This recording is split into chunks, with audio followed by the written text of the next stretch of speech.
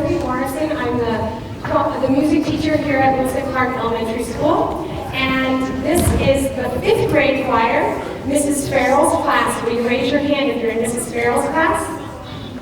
And this is Anderson's class. And Mrs. Reeves' class, split. And we also are featuring today the Peace Choir. So if you're in the Peace Choir, would you raise your hand? Thank you. So the Peace Choir is a mix of ages from kindergarten all the way through 5th grade, and they have been meeting 8 o'clock on Thursday mornings for about 25 minutes of singing before school begins. We were fortunate this year because a parent volunteered, and I planted a seed. This parent came to me and said, "Hey, I love to play the piano." And I said, "Great." And he said, "Well, the only trouble is I don't read music." And I thought, how am I going to take advantage of that? Well, I happened to come across this wonderful collection of songs for the Civil Rights Movement, and it was perfect. So I would like you to welcome to the Lewis and Clark stage Mr. Russ Parsons over here.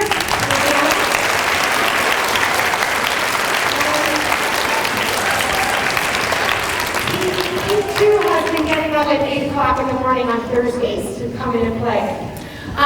I was inspired by this production when I read it, and part of that inspiration comes from my childhood. I grew up in Pittsburgh, Pennsylvania during the tumultuous 60s, and lived with my family being very involved in the movement of busing and integration of schools at that time. And my first teachers about racial equality were my parents, and they are here today, Mr. Florence Morrison and Reverend Elliot Morrison. Would you raise your hand?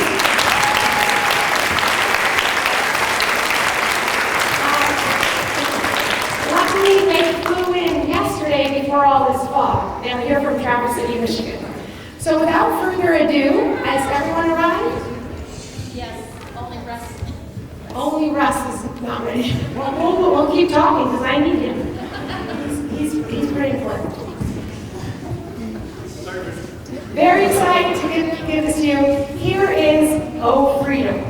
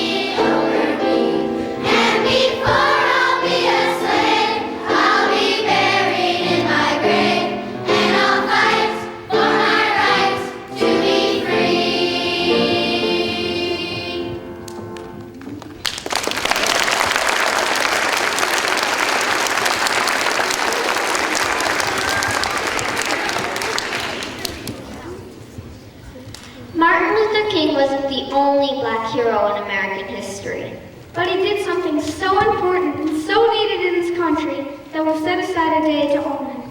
What did he do? He opened the eyes of American people and the world by speaking against hatred, racism, and injustice, and doing it without violence, without hatred. He made them see and feel those days and do something about it. And he was killed in the process by those who hated him for doing what most of us agreed was the right thing to do. Why does it take someone dying to wake us up? It shouldn't. Sometimes we become blind to violence and injustice. We see it in the movies all the time. Sometimes it takes a really painful event to open our eyes. And sometimes it takes a really courageous leader to help us see what we cannot see. Sometimes the hardest times are what makes us work hard to rise above them.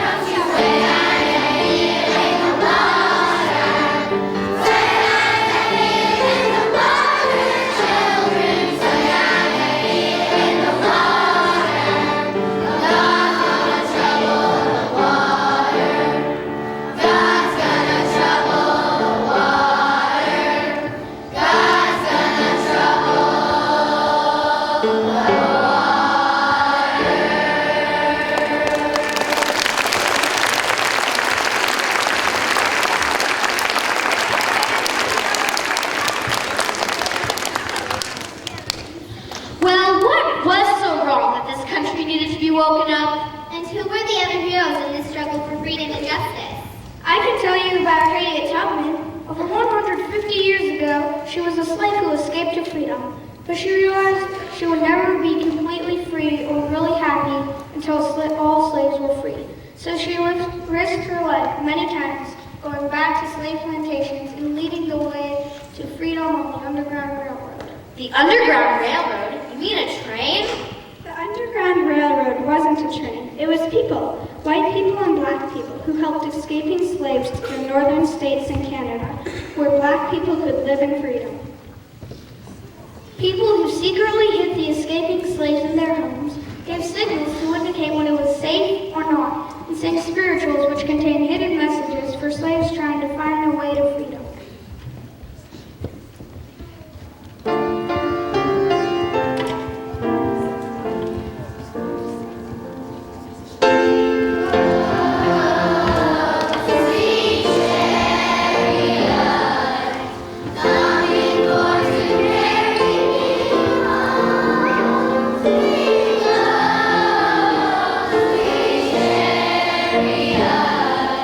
Coming for to carry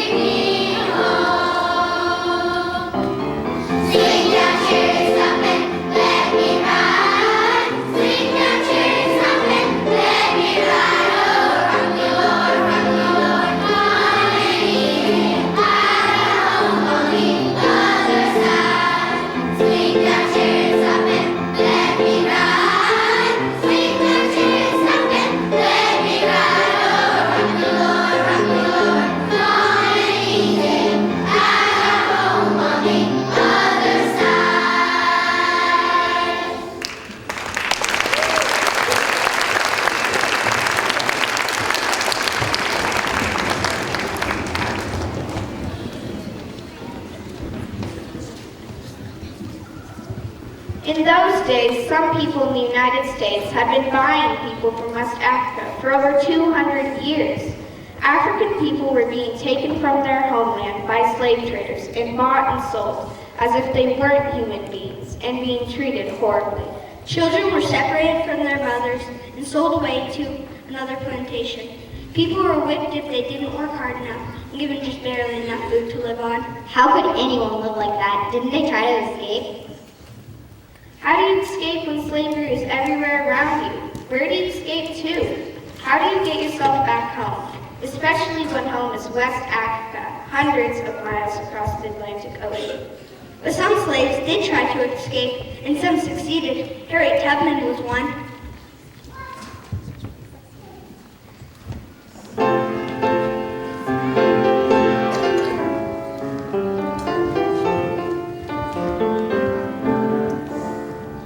One night I dreamed I was in slavery. That 1850 was the time. Sorrow was the only sign, and nothing about you eased my mind. Out of the night, I heard a lady leading a distant pilgrim band. First there she come pointing her hand. Now make her my boy for this young woman. Come on up, I got a lifeline. Come on up to this train of mine. Come on up, I got a lifeline. Come on up to this train of mine. They said her name was Harriet Tubman, and she drove for the Underground Railroad.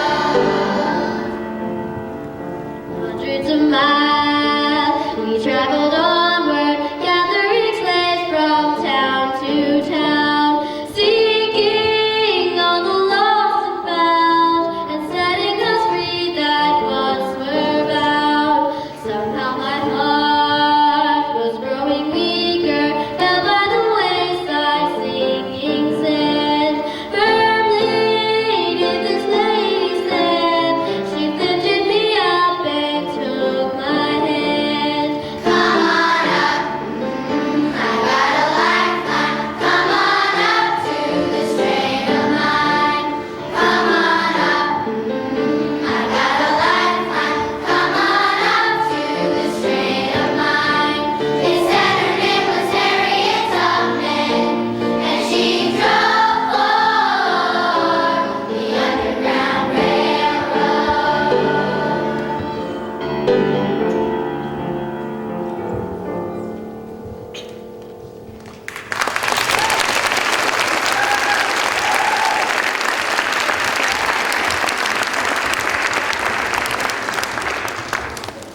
I was brave, all right. After I escaped to Pennsylvania, I got a job in Philadelphia, saved some money, and went back to get my sister and 2 children to safety. After that, I led over 300 slaves to freedom on what we called the Underground Railroad. My dream was to see my people free. I never run my train off the track, and I never lost a passenger.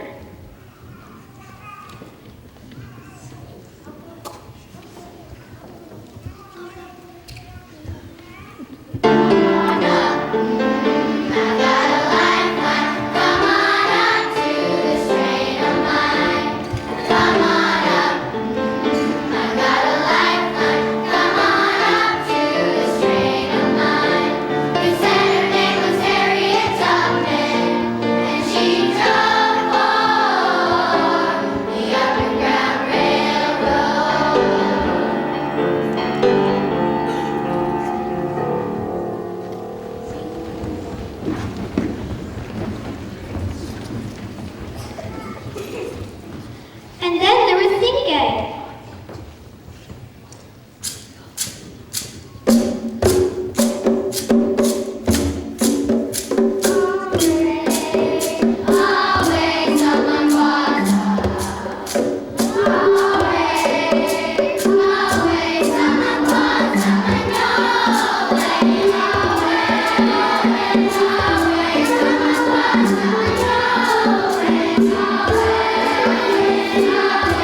Come on.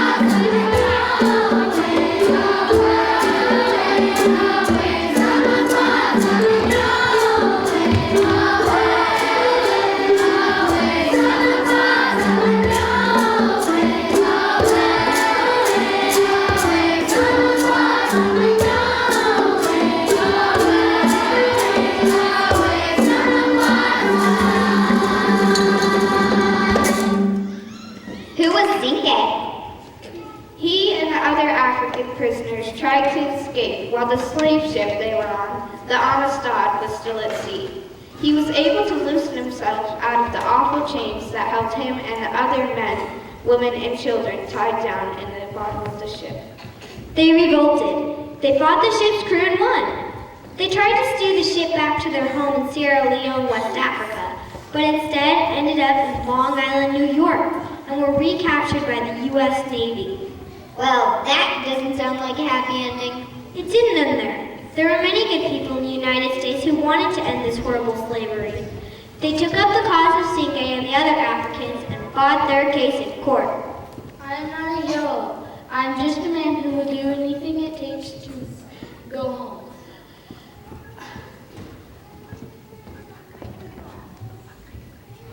What kind of country is this that freedom and justice are not full? I pray to my ancestors for, because, you see, I am the sole reason they have existed. They had to win 3 trials before Zinke and the other Africans were freed. The last trial was in the Supreme Court, the highest court in the nation.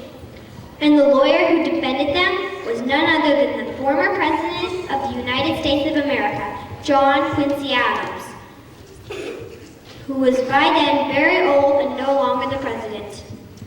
But the judges made a final decision to free Zinke and his people and help them return to their homes in Africa.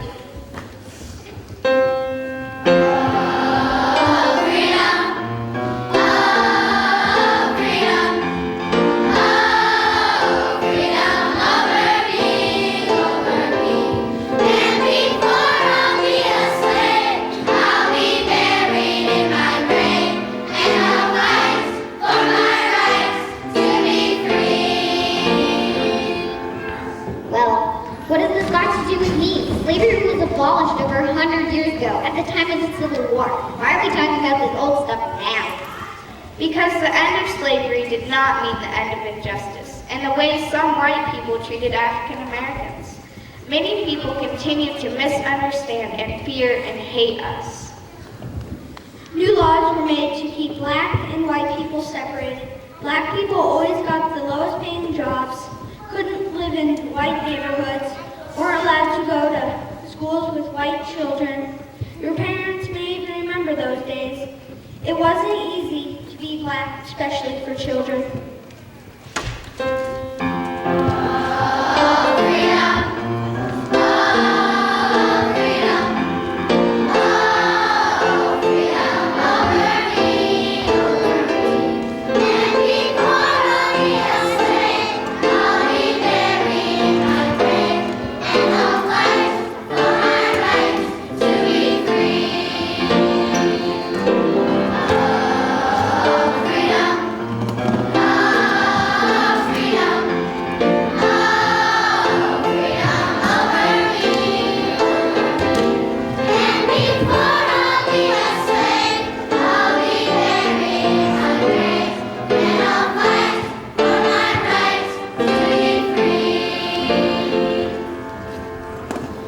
December 5th, 1955. In Montgomery, Alabama, today, a black woman by the name of Miss Rosa Parks decided to break the law by not standing up in order to give her seat to a white man on a Montgomery bus. She has been arrested and is awaiting trial in Montgomery jail.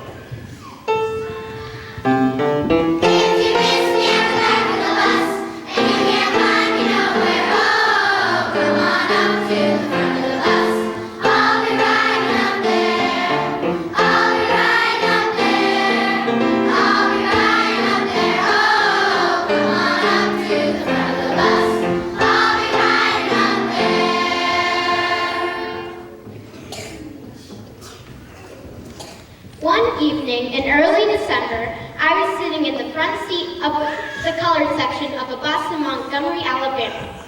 The white people were sitting in the white section.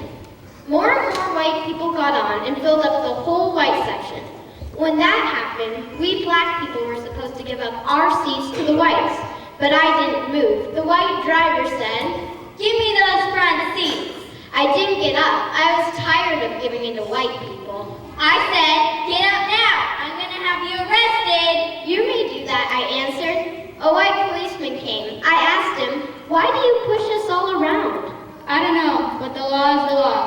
under arrest.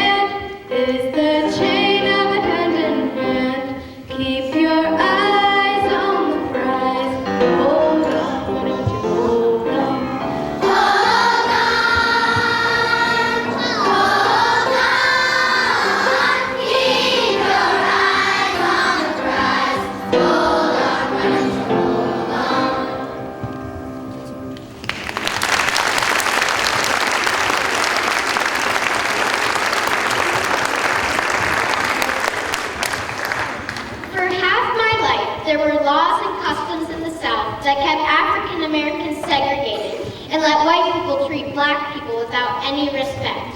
It was hard to do anything about racism and segregation when white people had the power of the law behind them. Somehow we had to change the laws. I had no idea that my small action on that bus that day would help put an end to segregation.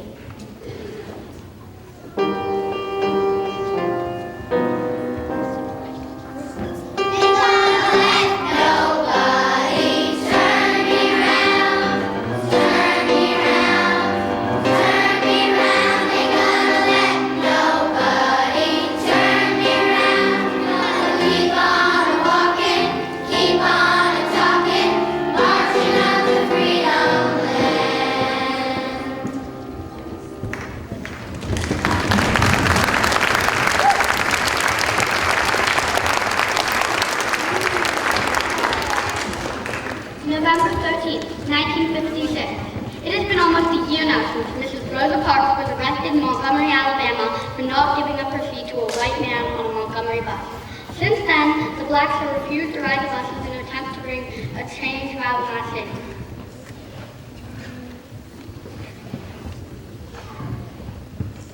Some whites have joined them in this bus boycott, but many have been harassed for assisting giving rides to black workers who have had to walk for miles to get to and from work or school.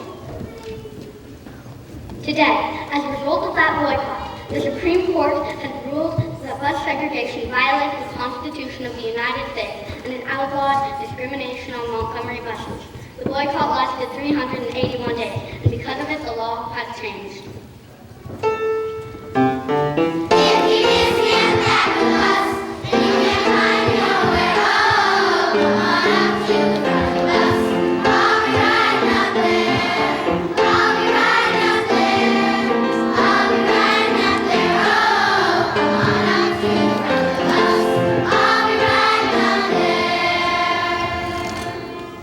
The Montgomery bus boycott was the first successful endeavor of the civil rights movement. Many black and white people demonstrated their determination to change the laws so there would be equal opportunity for all people, no matter their color, religion, country of birth. That's when Dr. Martin Luther King Jr. came forward to speak and lead the civil rights movement.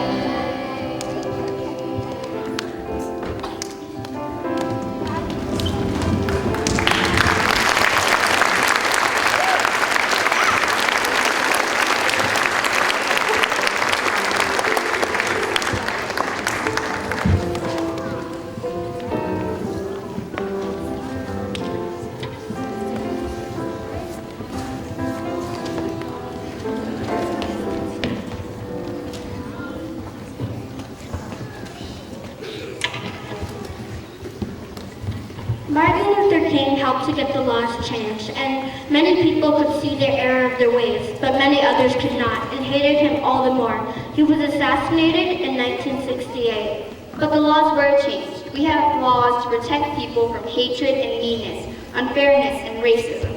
We do, and that's the first step. But the struggle isn't over. There are still people who continue to hate, hurt, and prevent others from having opportunity to live with freedom and dignity. Some people discriminate against people of different color, people from a different ethnic background, people with disabilities, people who are old, people of one gender or another, people who think differently from the rest of us. It happened in Germany. It happened in Bosnia, In Rwanda. in Iraq, And sometimes it still happens in the United States. Yet throughout history, there have been heroes who have spoken, written signs, and fought to the end of injustice and discrimination. We need to remember and honor these people, such as Sojourner Truth, abolitionist and speaker for women's rights. John Brown, a white man who helped escaping slaves. Harriet Tubman, who returned again and again to lead fellow slaves to freedom. Frederick Douglass, who was born a slave and eventually became an American ambassador promoter and equality. Cinque, who revolted against slavery and returned to Africa. Chief Joseph, a Nez Perce Indian who reminded the world that we all are related. Zora Neale Hurston, who wrote novels about the courage of African Americans during the Harlem Renaissance. Booker T. Washington, who rose from slavery and illiteracy to become the foremost educator and leader of the Black Americans at the turn of the century. George Washington Carver, who revolutionized the economy of the South by inventing over 300 uses of the peanut, including such products as axle grease, instant coffee, shaving cream, and mayonnaise. Marcus Garvey, who is the voice of Black pride, and he urged people to remember that black is beautiful. Cotton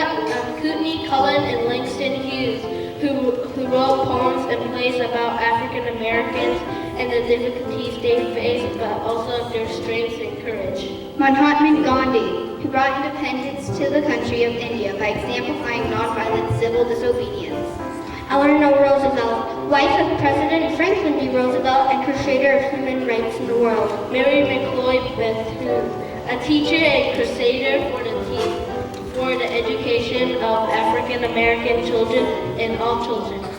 Woody Guthrie, a folk singer and composer of songs about life in America and especially the struggles for workers' rights. Pete Seeger, a folk singer who was blacklisted during the McCarthy era because he sang what was right and what was wrong in America. Rosa Parks, the brave lady who refused to give up her seat on a bus, which began the bus boycott of Montgomery, Alabama. Thurgood Marshall, the first black Supreme Court justice. Malcolm X, who promoted civil rights from reform by any means necessary. Shirley Chisholm, the first black woman elected to Congress and also ran for president in 1972. Nelson Mandela, who spent 27 years in prison for standing against apartheid, but then became the first black president of modern South Africa. Mother Teresa, who furthered the cause of equality by serving the poorest of the poor. And Dr. Martin Luther King Jr., who persevered despite imprisonment, hatred, and fear to be the voice of conscience in America and the champion of nonviolence as means for making this a better world.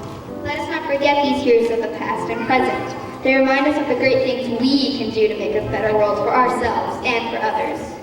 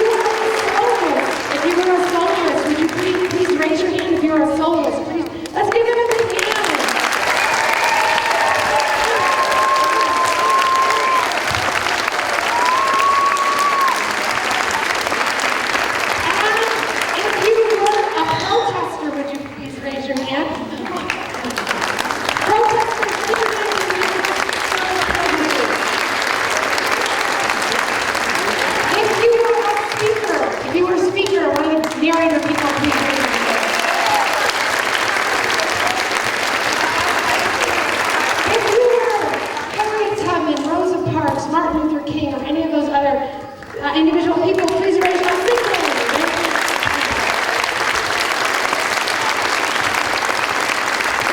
If you are an African boy, a slave catcher, or a musician, raise your hand.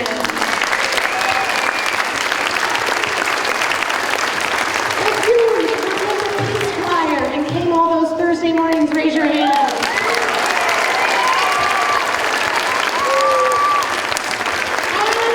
And if you participated in this program, would you raise your hand, everybody?